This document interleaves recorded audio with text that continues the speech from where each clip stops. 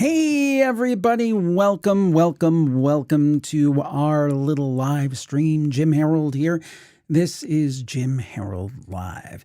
And today we're doing a little bit different tech setup. We're actually doing a thing where we're using a different system. So please forgive us in advance for any kind of goof ups, any bloopers, anything like that.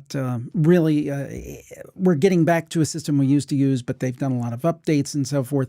Hopefully it looks good. Let me know in the comments how it looks, if it's looking better than what we were doing before. I think it will. It should, if everything works like it's supposed to.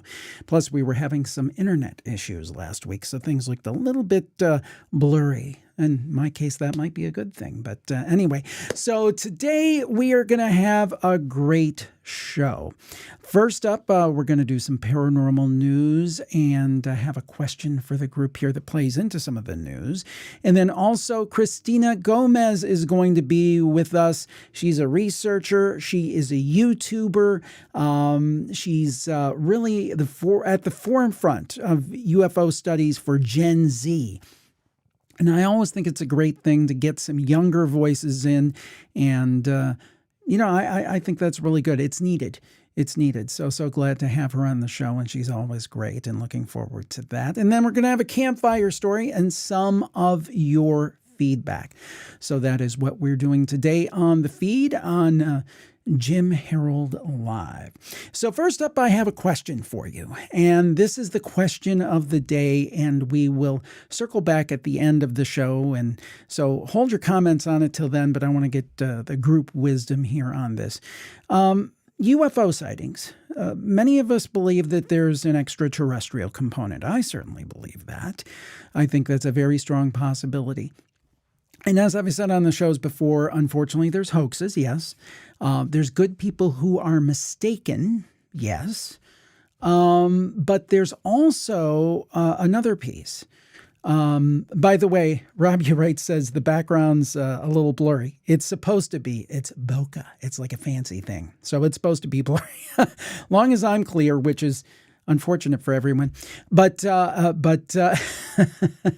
nevertheless, the point being, getting back to my point. But the other category is military activity. I think the government right now, the U.S. government's leaning very heavily into the idea that a lot of this stuff is military generated. And I don't discount that. Now, I don't think we should say it's all military generated, though, because I don't believe that it is. So I want to get your feedback on how much of it, if you had to put a percentage on it, how much of the activity we see in the skies is because of the military. And we'll get your thoughts on it. And the reason I wanted to bring that up is our first news story today, which is actually pulled right from the headlines. This is from NBC News, but every major news outlet out there has been talking about this. Just yesterday, a spy balloon, or what is thought to be a spy balloon, has been found over the U.S., floating over the U.S., coming from our friends in China. And this is turning into a really big deal because Secretary of State Antony Blinken was supposed to visit Beijing next week. Well, that has now been postponed. And if you know anything about these big diplomatic trips, it's a very kind of symbolic thing. So for the United States to pull out of that, that's a big deal. That's a big deal. Now, for their part, the Chinese say, well, come on. We're very innocent here. This is a weather balloon. It's a civilian airship. We're using it for research, mainly meteorological purposes, said the Chinese Foreign Ministry today. That is their claim. They say the Chinese side regrets the unintended entry of the airship into U.S. airspace due to force majeure, so kind of an act of God. And it added that China would keep communicating with the U.S. to properly handle this unexpected situation. I'm sorry. I'm not buying it. I think that it is a spy device. It's a spy balloon. I don't think it's a mistake. It's the size of 2 buses. I mean, I could see if it were on a fringe area or something like that. Now, again, all major powers spy. The United States spies. China spies, Russia spies, the UK spies. Every country pretty much can name spies. And Rob, you're right, is exactly right. It seems to have floated over Canada. Now, there are reports from the Canadians, I'm glad you brought that up, that they've had a balloon incident. Now, it's unclear whether it is this incident or it is related to another incident. So I want to ask you this. Here's my thought. Now, again, I am not a saber rattler. You know, I know you have to be very careful when you're dealing with these huge powers. But if the Chinese government intentionally put this over the United States as a spy device, I think that's very troubling. In some ways, it's more troubling than a spy satellite because, right, we've honestly grown used to that, right? We know spy satellites are over us all the time, but this seems more intrusive somehow. And to me, if there were a American balloon that was over China, what do you think they would do to it? I don't think it would be in the air very long. So, I mean, I'm guessing that our leaders have a good reason why they haven't shot this balloon down yet. I mean, just me thinking out loud, I would lean towards knocking it out of the sky, just because I think it has a lot of symbolic power too. It's kind of like, you're not going to fly this stuff over my territory. But we'll see what happens.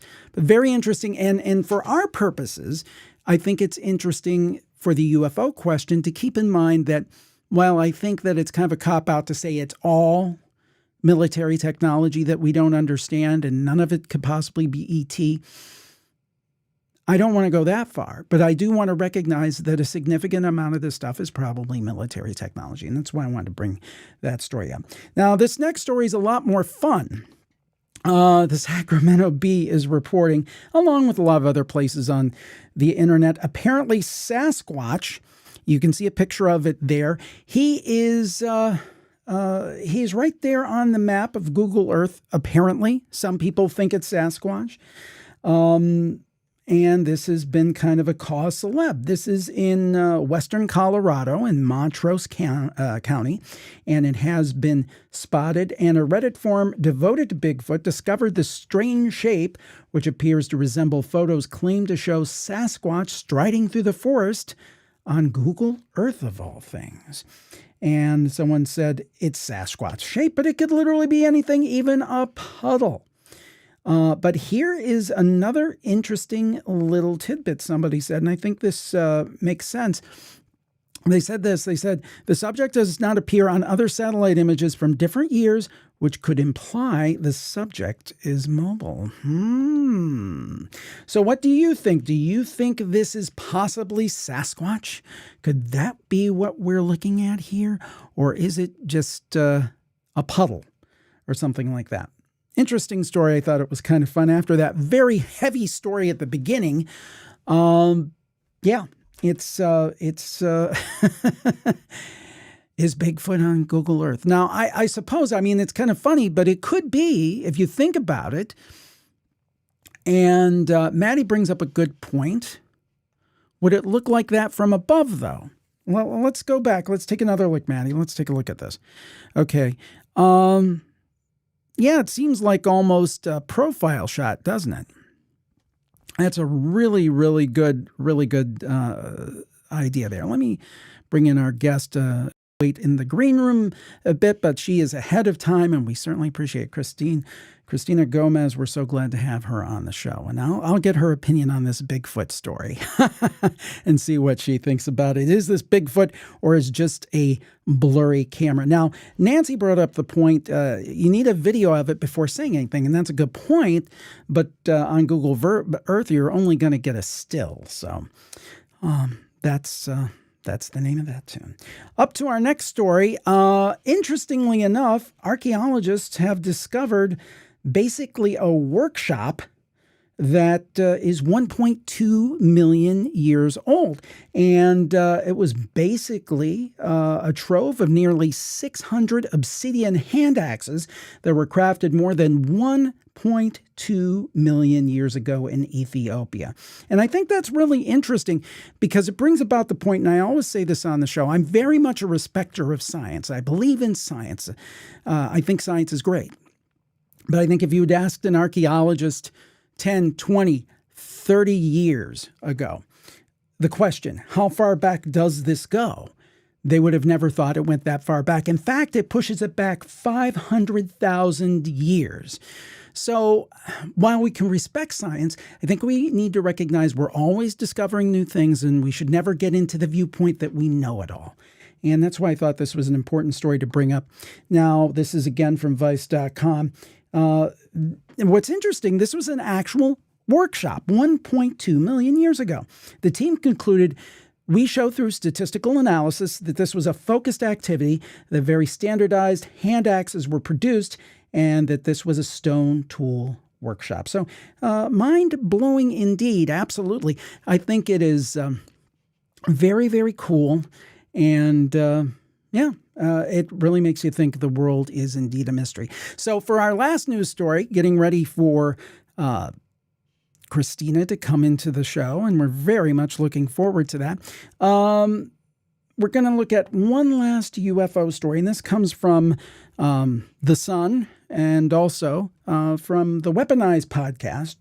George Knapp and Jeremy Corbell are knocking it out of the park with that show.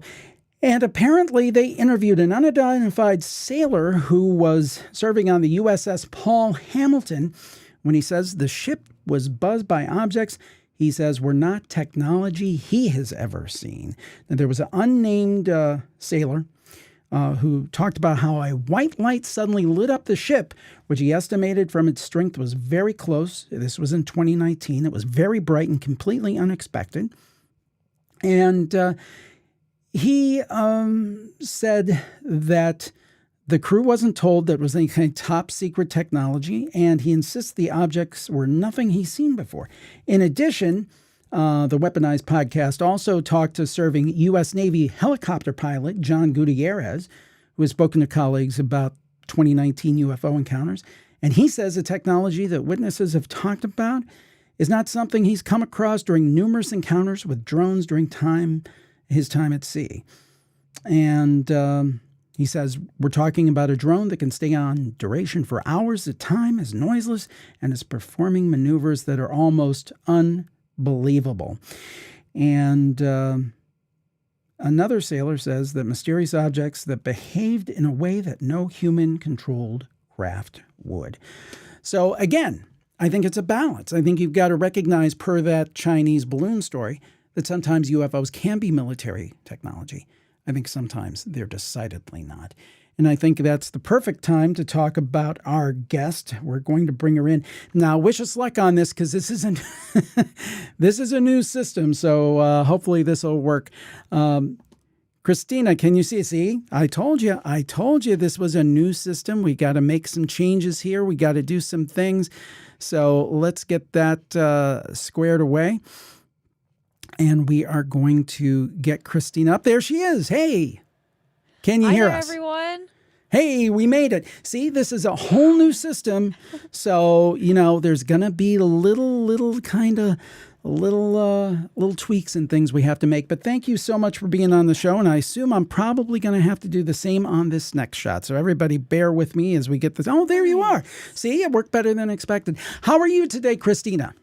I am doing so well. It's early on my side of the world, but Jim, I've told you this before. You have the coolest background I've ever seen.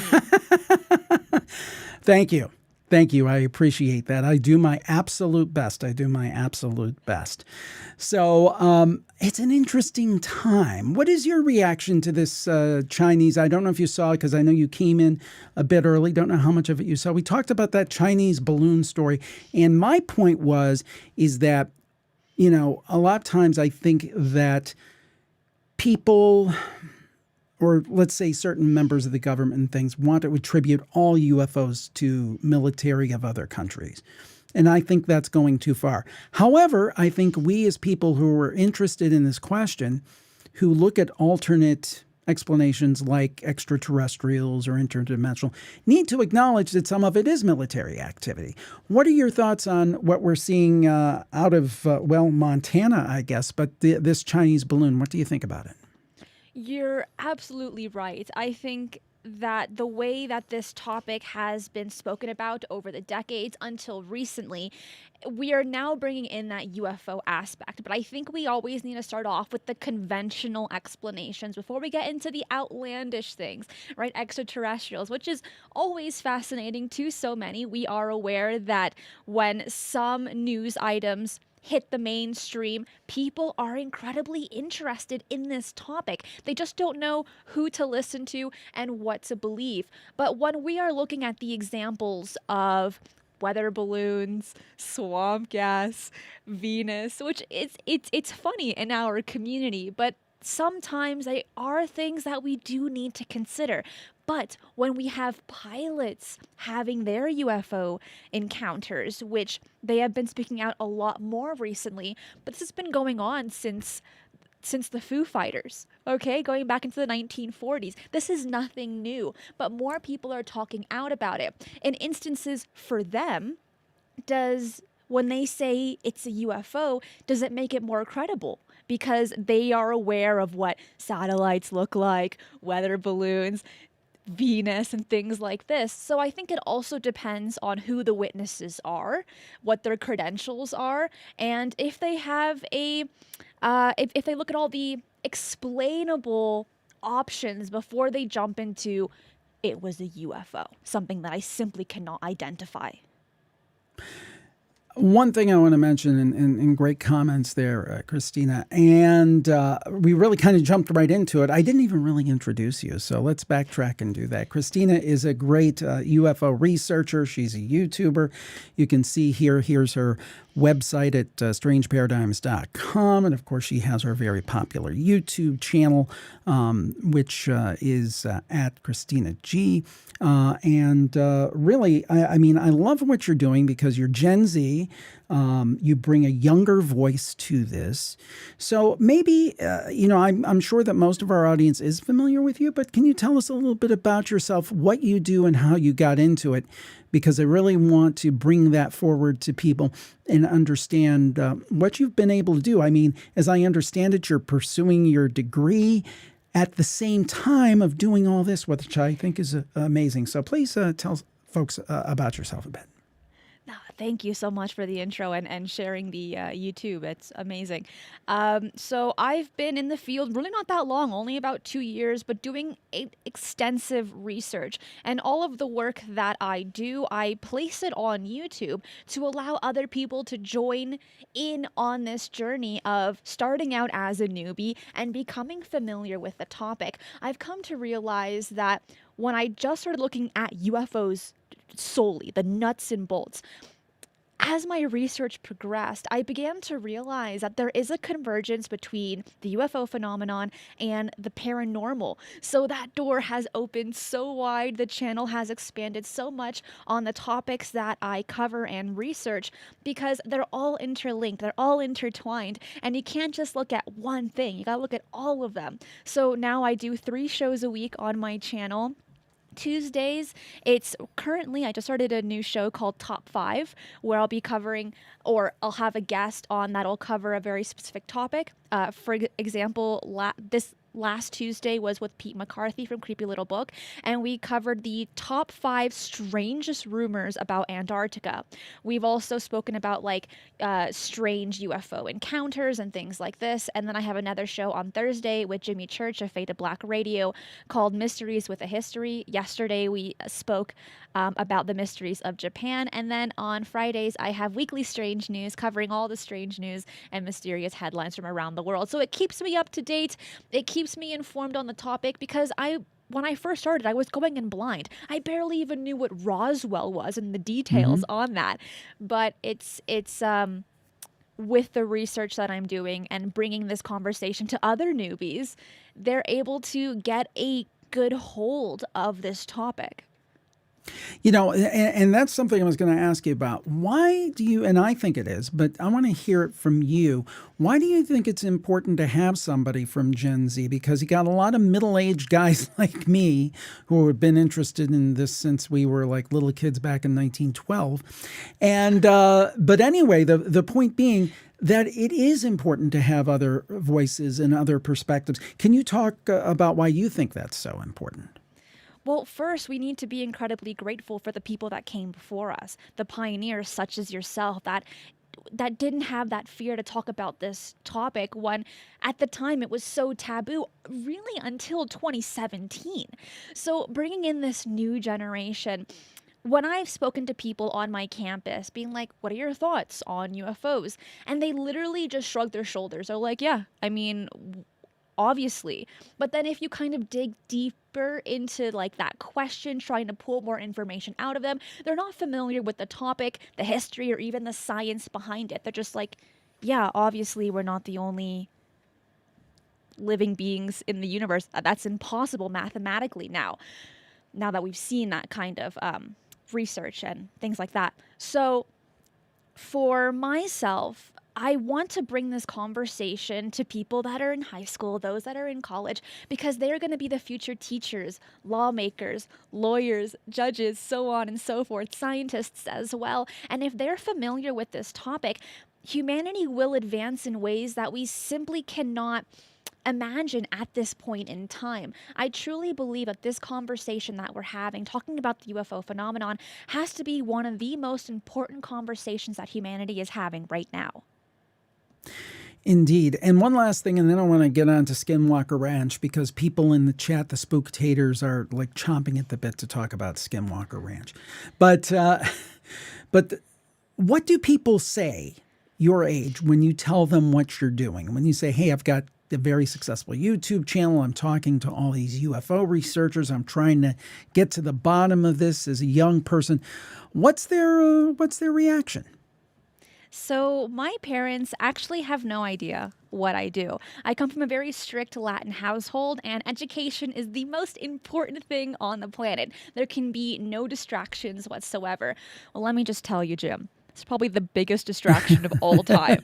So I will not be telling them about this until I have my diploma in my hand, which I will be graduating this summer, and then purchasing an RV, traveling the United States, hitting all of the UFO and paranormal hotspots. So I could not be more excited to graduate, but also to share this information with my family and those back home so that they can see how important this conversation is to me and so many others. I've gotten such incredible feedback from my viewers and listeners, really enjoying the content. Now, of course, just like you, Jim, I can imagine you get a lot of hate mail as well and hate comments.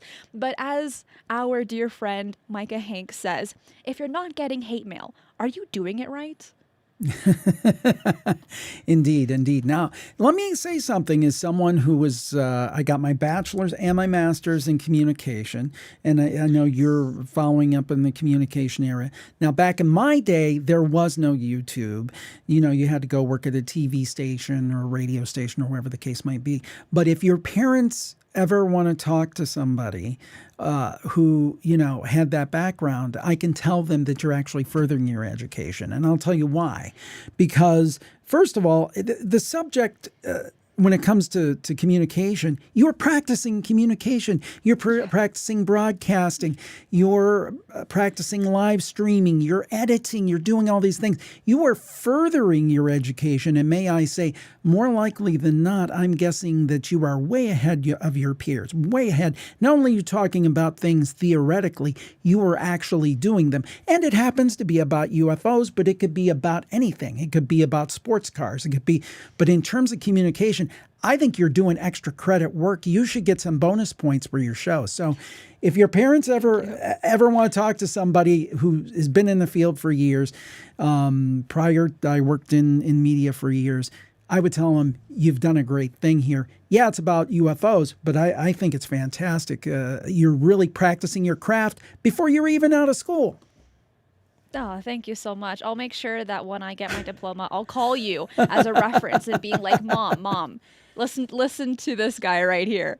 It's true. It's true. I mean, as someone who has worked in the media for the better part of 30 years, whether it's working for myself the last 10 or the previous many years when I was paid by a corporation, really, you're doing great stuff. So, okay, enough with the parents, but they should be very proud. Skinwalker Ranch. So many people have said this is one of the greatest mysteries. I know you have looked into it and you're fascinated by it as well. So let's start from the beginning. Let's assume that someone doesn't even know what Skinwalker Ranch is. What would you, how would you explain it to them? Skinwalker Ranch is in the Uinta Basin in Utah, and it has to be one of the best public examples of the convergence between the UFO phenomenon and the paranormal. In this location, you are seeing UFO sightings, shadow people. You are having paranormal experiences, the hitchhiker effect. You're seeing strange lights in the sky. People are getting sick for really unknown explanations. And it's a place that is getting the attention that it deserves because it is a location that is so mysterious. It is so bizarre. It started off with the Shermans, where they were just your regular cattle farmers. And as it was getting more and more weird, they contacted some journalists, one of them being George Knapp, who kind of brought this conversation out into the world.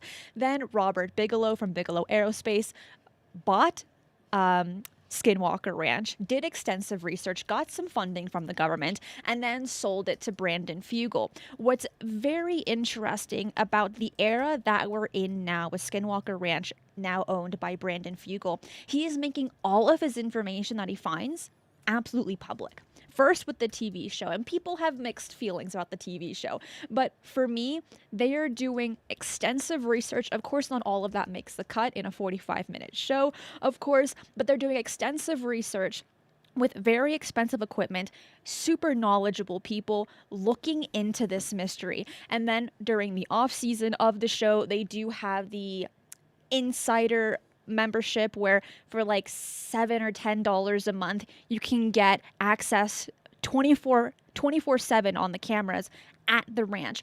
There is no other location, there has been no other point in time where something like this has been made public the way that it is now. I am actually a member, and I love how transparent the new era is compared to Bigelow, whose information was given to the government, or he kept it for himself and it's not public. No one knows about it. And the Shermans, they weren't there for quite so long because it was so scary for them. But the information that they did have, they did give it to George Knapp, who made that information public. But as we've seen from the Shermans over to the Fugel era, there have been supposedly sightings of portals opening and closing. During the Bigelow era, there were alleged accounts that scientists saw a portal open and on the other side, a totally different environment. When I spoke to retired Navajo Ranger John Dover, who had been in and around the ranch, stated that he had heard stories of actually Bigfoot coming out of the portal. There have also been many UFO sightings. There have been countless cattle mutilations. Supposedly in the latest season of The Secret of Skinwalker Ranch, Eric Bard thinks that maybe a portal opened or a wormhole opened right just on top of the sky, which we've heard stories of during the Bigelow era. So it's a really strange place, and a place that I would love to go, without a doubt. But there are other locations across the globe that are very similar to Skinwalker Ranch, but Skinwalker Ranch is getting all of that attention, getting all of that scientific research compared to other areas, such as the Bradshaw Ranch in Sedona, Arizona, or the Bridgewater Triangle in Massachusetts. There are other locations that people have had very strange encounters. Multiple things happen relating to the paranormal, cryptids, and UFOs. But it is Skinwalker Ranch that is getting that scientific research all over it. So let me ask you this, because I kind of think this might be a possibility. Do you think that there's a trickster element at play here? For example, you talked about the hitchhiker effect, and I talked to Colin Kelleher on one of my shows. We had a long form interview, and that was the thing that really blew me away. People would be working at Skinwalker Ranch, and they would come home, and themselves or members of their family would see like these paranormal apparitions and weird things in their house.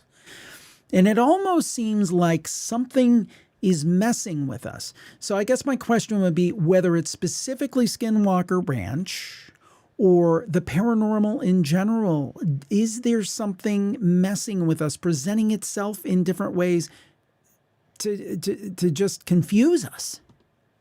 It seems very plausible. The more that you do the research on things that are classified as unexplained, the more confused you get. When you jump into the field, you think that everything's black and white, that you're going to solve the mystery in maybe a week. But as you keep digging into it, I feel like you get more and more confused with the more information that is provided. Could it be because of the labels that are being placed across the globe identifying the same entity? Is that a possibility? Maybe. And let's go back to your question. Why would they want to trick us? Who are these entities tricking us? What is the purpose for it? Well, we can look at people, for instance. Some people are trolls and tricksters, and others are kind of more straightforward. Could that be the exact same with these entities? And that term is so broad. Entities. Is that relating to extraterrestrials, interdimensionals, the paranormal, or something else entirely? We don't know, but we have seen multiple cultures across the globe talking about trickster gods. This is nothing new.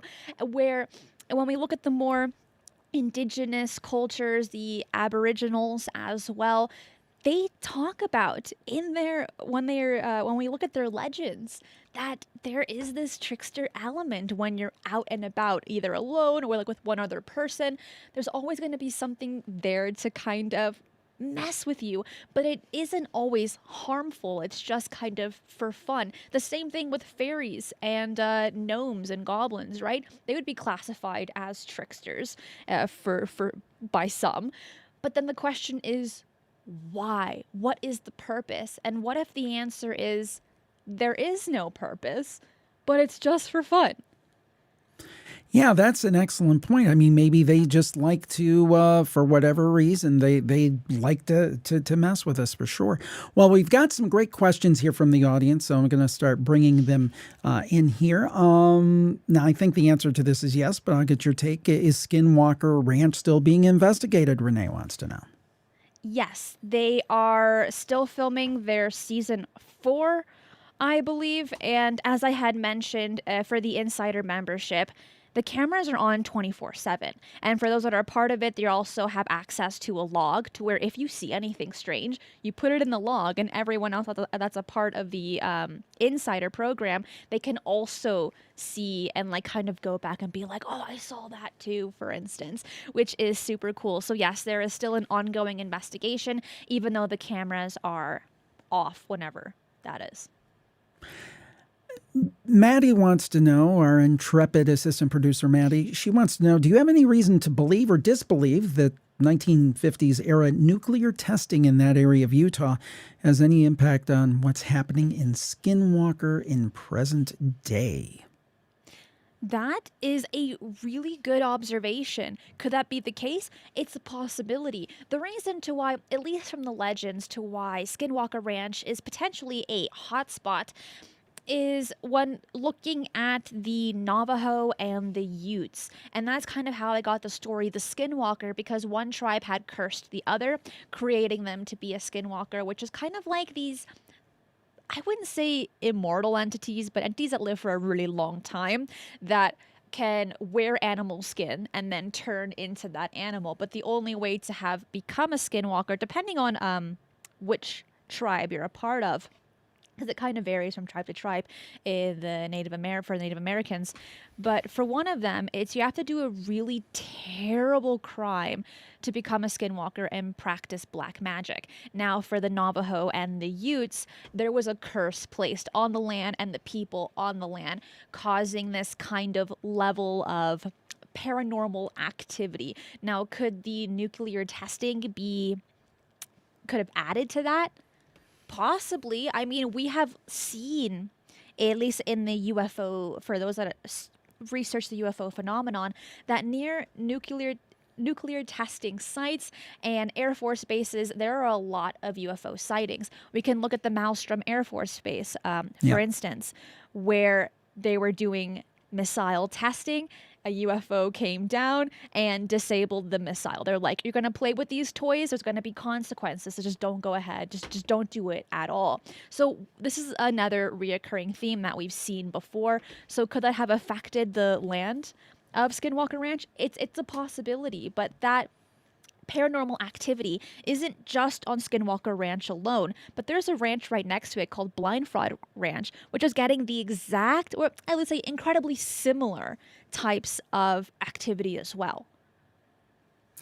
Yeah, it's interesting. And as you said, I think Skinwalker Ranch gets the most attention, but there's certainly other areas. So We Have Fun wants to know, what are your theories, Christina, on what is causing the anomalies at Skinwalker Ranch? So in the latest season, what was really interesting was they brought drillers in and they were trying to go through one of the mesas. And what they received back was a very rare type of metal. When we are looking at metallic objects, they are able to harness or create some type of its own energy. Could that be an answer for some of these things? Is it ancient tech? Is it something completely natural that the earth created itself? And if so, well, energy would still be created from that. So I don't really have a definite theory on what's going on there. It's a place that I would personally love to go and research and conduct my own investigations to potentially come up with an answer. But you have some incredibly brilliant minds that are there, and they've been there for a few years and they have no idea what's going on. It's a mystery to them. Weekly Creep says or asks, in your opinion, with the 24/7 surveillance, are you surprised at the lack of visual evidence out of Skinwalker Ranch? I know Bigelow said he was disappointed, but that it seemed like the activity, something got cut off there. But basically, are you surprised at the lack of visual evidence? Thank you, Weekly Creep. So there aren't, a crazy amount of cameras at this ranch. There is a handful. And from what I've seen, there have been some pretty profound pieces of evidence that the public has seen. One of them being during a lightning strike, there was a triangular shaped object in the sky. It seemed like it was harnessing the lightning and then it was dispersing it out at a different angle, which it didn't necessarily look incredibly natural. It looked abnormal. So of course, we all want to see activity all day, every day, but it is something that, from my understanding, cannot always be measured. You gotta, I guess, be lucky in a sense to be able to see something. But what I have learned from speaking to people a part of the Skinwalker Ranch team is that the ranch, and this is really weird, the ranch reacts to newbies, like people that are just entering this location, very differently than the residents that are there. So if you are a new person coming into the ranch, it's going to react a little bit more sporadically than usual. What is the purpose for this? Why is that going on? We don't have the answers to that, but I feel like, of course, we would all love to see more activity, but like any other location, I think we've got to be patient and wait for that really big smoking gun. Well, Skinwalker Ranch, we could talk about it all day, but I do want to cover some other topics. What right now, what topic other than Skinwalker Ranch is really getting your attention? Is it a specific case, a series of cases? Where going into 2023 here, we're in the early part of the year, what are you excited to see? I mean, the cliche answer is everything. I'm excited for absolutely everything. But one topic that has caught my interest last year and on over to 2023, and that's portals and dimensions. When we talk about extraterrestrials or speak to those that are supposedly contactees and experiencers, they talk about ET, and some of them state that they are just from a different dimension. So are the things that we're encountering, the things in the sky, the different shaped craft, which there are multiple different types, are they have some of them been here for thousands of years, like some have stated? Are they from just a different planet, but in our universe? Are some of them interdimensionals and they're using portals to get from one place to another? These are the answers that I want, Jim. I want these answers, but no one has them. No, it's true. And don't look at me. I certainly don't. But that's the thing. Maybe, I think people of my age really gravitate towards that ET hypothesis. And while I think it makes sense that there are beings on other planets and so forth, maybe that's too simple. Maybe we've just kind of got like locked into that kind of nuts and bolts idea that they are craft from elsewhere. And maybe we're just oversimplifying it because we love Star Trek, and Star Wars. Or Close Encounters of the Third Kind, as the case may be, since we're mentioning science fiction. Do you think that's maybe also a benefit of bringing younger people into this, that they may not be locked as much into set explanations as those of us who have been around a while and set in our ways? I absolutely agree. If we look at television now, talking about UFOs, a lot of them bring in this dimensional aspect to it compared to the TV shows like Star Trek or looking at the movies Star Wars and things like this. So media does play a really big role when it comes to influencing others and bringing, I don't want to say the word unique ideas, but I guess unique to the majority of the public. So I think that bringing in more young people, having their mentality, it's changed compared to now, compared to what, 20, 30 years ago. If you try to hold a conversation with someone that is, let's say 15 and someone that's about 35, 40, they're going to see things in a different light. And the same thing goes for the UFO topic. So looking at the interdimensional aspect, looking at the aspect of portals, which is incredible. And we are receiving more and more scientific papers on this, looking at dimensions and potentially creating portals, either usually theoretically. We haven't, at least not yet, they haven't published that they've opened one. And when that be made public, I'm not too sure. Sounds like a little bit, could be a little dangerous for some, but it is a conversation that is becoming more mainstream. Even if we look at cartoons, for instance, looking at the concept of UFOs or walking through portals, it's becoming more and more mainstream, and that's influencing more minds. Do you think we have anything to fear from UFOs or whoever or whatever might be in them? Do you think we have anything to fear at all? I think we should always have that slight cautionary mentality. But at the same time, we cannot apply our human attributes to something that we do not understand. When we look at day-to-day humans, they are usually dangerous. They don't always have the best intentions. So we apply that mentality to everything. Could that be the case for these ET? Well, we don't know. From those that have supposedly had experiences with extraterrestrials, state that there are multiple different types of races. So could some of them have good intentions and others don't? Absolutely. But I think at the same time, we always need to remain cautious, and we shouldn't trust anyone or anything with too much. We shouldn't give it too much power.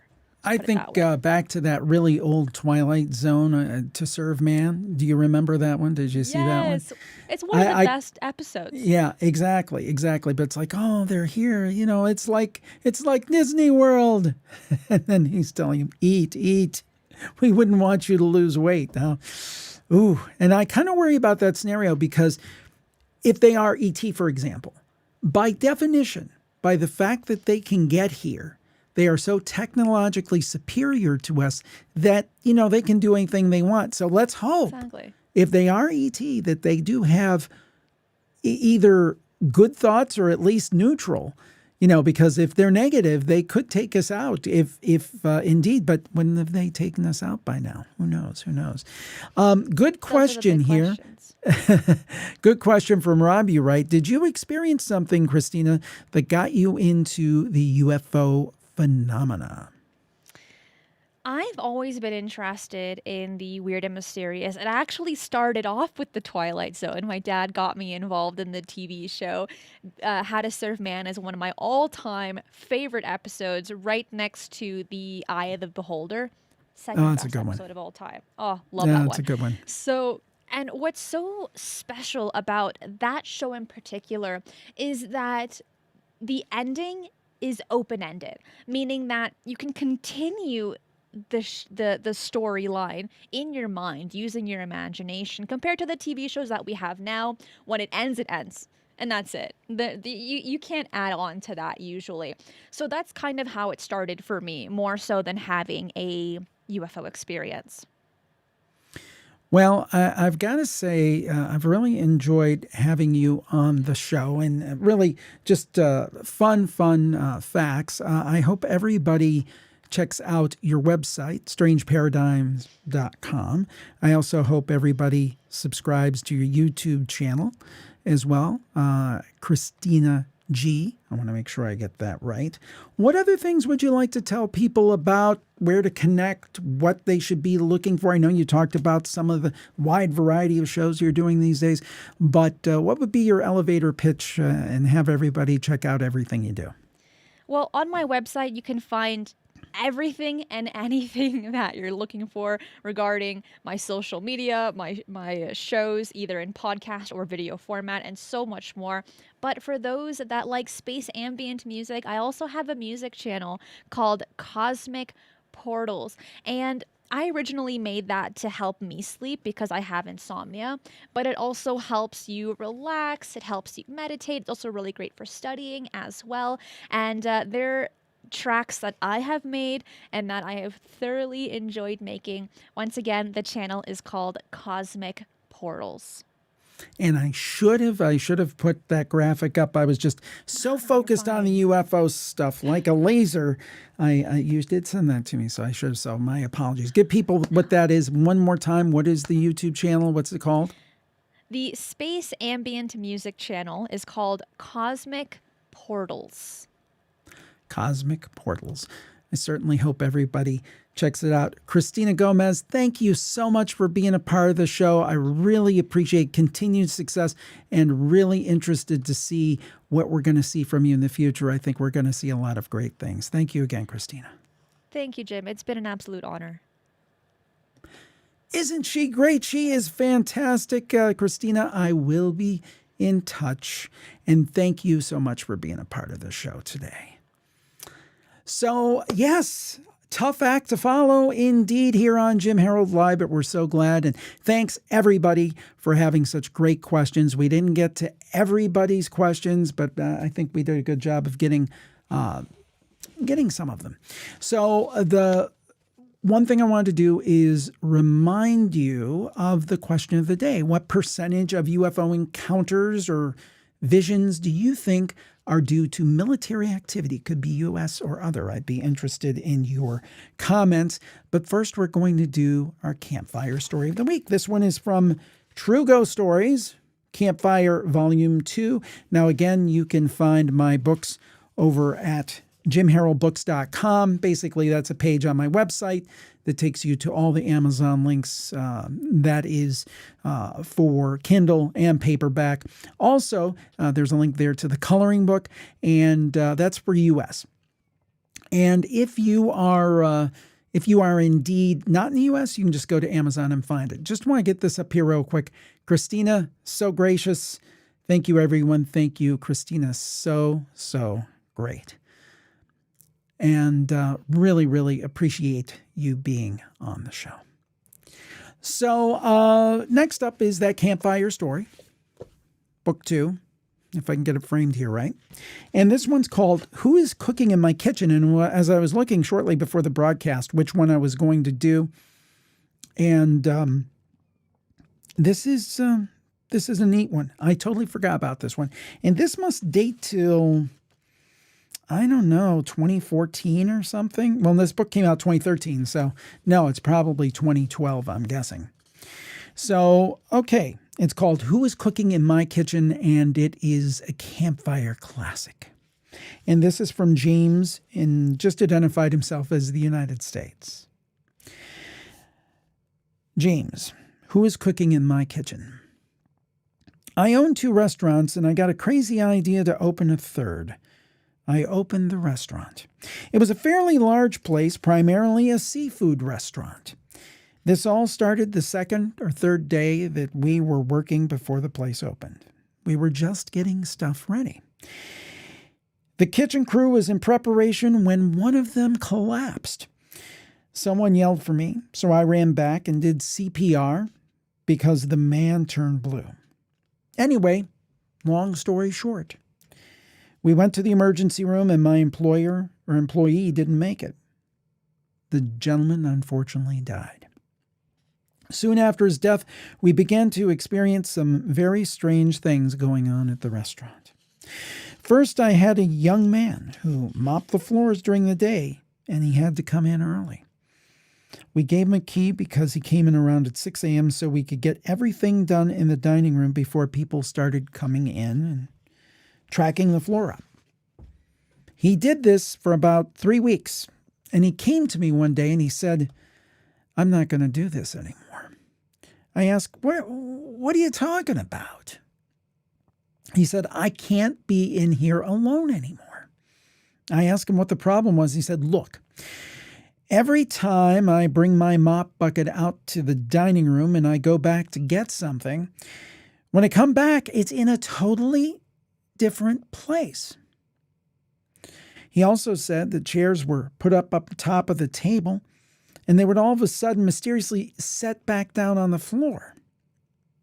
He said it happened to him several times and that this was it. He was done. He was finished. And he actually did quit. This was a good and really honest, hardworking kid. He had some fear on his face. He really did, James said. Well, my managers, when they closed late at night, they always swore that they would see a dark shape. They always did their paperwork at the bar, and to your right, we had an open kitchen. They swore there was a dark shadow that they would occasionally see moving around in there.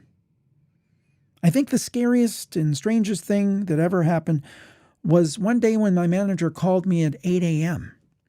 He said, "You've got to get down here right now." I said, "What's the problem?" He said, "Just come." So I went down there. Now, we had a huge bar, and there were 13 or 14 stools on each side of the bar. And every night we would put them up on the bar and turn them over so we could mop. We put all of the stools on the bar. Anyhow, I came in, and these bar stools were on the bar except for the 2 end bar stools and the stool exactly in the middle. These 2 stools had been taken down, arranged, and pointed at an angle that was perfect. They made a perfect diagram at perfect angles. I said to the manager, "Come on now, you did this, right?" And I'm not kidding. This kid, this manager, had tears welling up in his eyes. He was terrified. He had taken pictures. I said, well, somebody came in here during the night. So I called the alarm company, which tracks such things.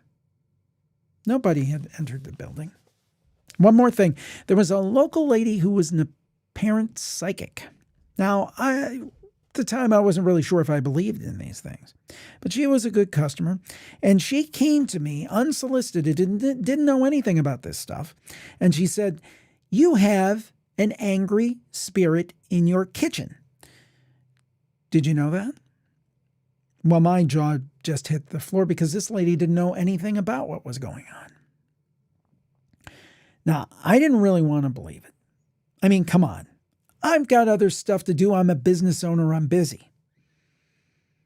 She said the spirit is angry. He doesn't understand why other people are cooking in his kitchen. He felt like it was his kitchen after his death, even after it. And I ended up selling the restaurant.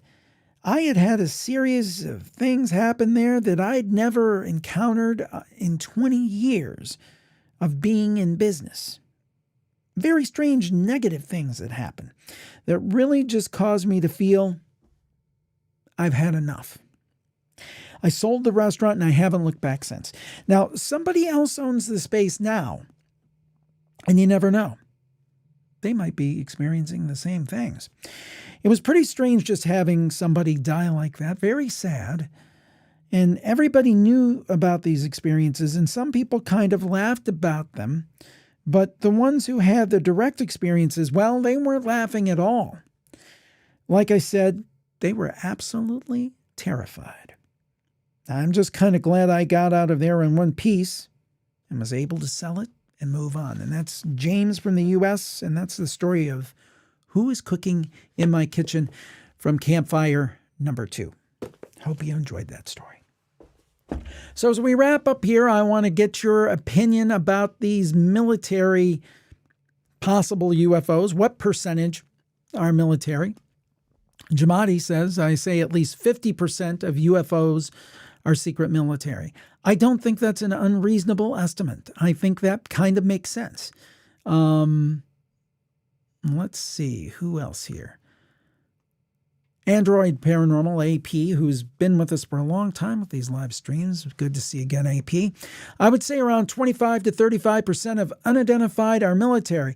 Those pulling over 10 Gs likely not human. That's a good point.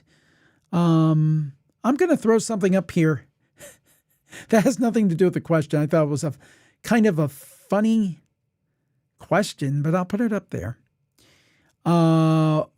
We Have Fun said, Jim Harold, if you inherited a word processor from your late nephew and found you could, first of all, I don't have a nephew, but anyway, and found you could use it to delete people, would you? No, I would not. I would not delete people. We're deleting that comment. No, I'm just joking. Renee says, now she doesn't believe 50% like we said before. Renee says, military is low. And also chimes in, I wouldn't want anybody like that campfire story in my kitchen either, or wouldn't want anybody cooking in the kitchen like the ghost. So point well taken. Renee again feels a lot of extraterrestrials. Cindy, on the other hand, says 50% is military. 50% is military.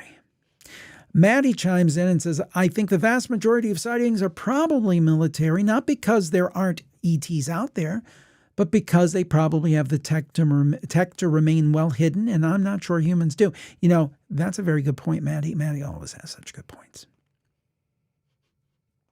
Let's see what else we've got here. Oh, I recently got Tales of the Dark Side for Christmas, that great classic 80s spooky show. And We Have Fun said, thanks for answering that question. Guess you haven't made it that far into Tales from the Dark Side DVDs, but I'm looking forward to that one. Ooh, that's a great concept. That's a great concept for like a Twilight Zone. So thanks, We Have Fun, and sorry to cast aspersions. I didn't know what you were referring to. My ignorance shall not be tolerated. I apologize. Weekly Creep says, I would have guessed over 80% are military. So there you go. I like the 50 number. I think that makes a lot of sense. AP says, great point, Maddie. And Maddie says, thanks, Android. Any last questions, thoughts, anything you'd like to chime in? We're coming to the close. I try to keep these to kind of 45 minutes, an hour, somewhere in there. I think we had such a good time today. I'd also be interested if you can put in the comments here how the video looked.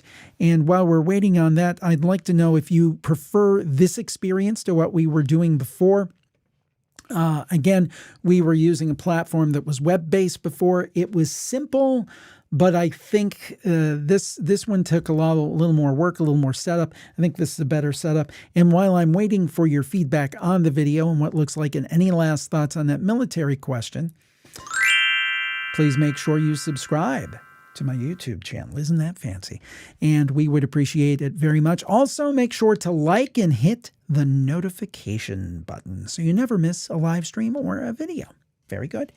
Louise says 40% would be military. I live by a base and saw a UFO, so who knows? Let's see here. We Have Fun says, what are Jim's plans for the weekend? Stream looks great. Quality looks good. Get into OBS? No, Ecamm.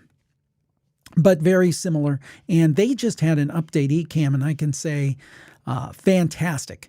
Fantastic. They've just done incredible things with Ecamm. Even over, I was using pretty extensively the last couple of years, stopped for a while, and it's just a great system. They do a nice job, and they're very customer focused, so I highly recommend them. Sylvia said this setup was great in my opinion. Thank you, Sylvia.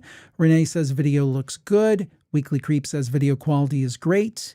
And AP likes the format. Video and audio is great. I also like the news guest questions. Great versatile format, Jim. Thank you so much. Thank you so much. Weekly Creep says, I also saved Campfire for Friday, so it's turning into Jim Harold Day around here. Well, thank you so much. And Louise says, I like your setup, Jim, but please never stop your great podcast. That's what I always look forward to. Don't worry. This is a supplement. This is a supplement. We're doing more than ever.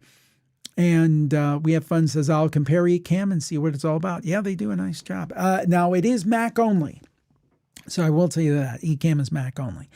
A couple last notes. I should mention this. And frankly, I should have put graphics up here, but we'll take care of that next week. There are a few things I'd like you to check out. We have our new show.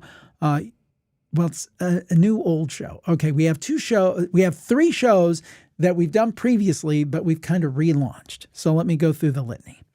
Okay, first of all, Jim Harold's Crime Scene. That is an interview show on true crime. I hope that you check it out. That is a podcast, so please do check that out. And that releases typically on Mondays. Secondly, Unpleasant Dreams with my daughter, Cassandra. I think she just does a fantastic job. And we've changed the format on that one. And that one is basically a situation where we were doing like paranormal cases, which was great, but we wanted to do something different. So Cassandra's going back in the annals, finding classic horror stories and supernatural stories, fictional stories, and giving them a dramatic reading. And I couldn't be more proud of what she's doing. Unpleasant Dreams. And the one this week is awesome. It's called Afterward. Afterward, not afterward, afterward. And it's basically about this American couple who goes to England and buys an English manor, and it's the place of their dreams. Or is it the place of their nightmares? We'll see. So check that out, Unpleasant Dreams. Of course, we have Campfire and a Paranormal Podcast. And finally, you won't believe what happened to me. Now, we were a little delayed on the release this week. I meant to get that out earlier in the week. We will get that out today, and we're going to put that on a Friday release schedule. So you won't believe what happened to me, and that'll be coming out later today. And that's with my wife, Dar, and that has also been kind of re-engineered, reimagined. And that particular show is about strange things that have happened to people. And we do a mix of news stories now, and we also do a mix of call-ins of people who had strange things that happen to them that are not supernatural, but just in general wild. So that's the lineup. That's the lineup. Well, thank you all. I appreciate it very, very much. I've had a great time today. I hope you did too. And we'll be back next week with another Jim Harold Live. Make sure that you like and you subscribe. Thanks for tuning in. Stay safe, and as always, I wouldn't be doing my job unless I said it. Stay spooky.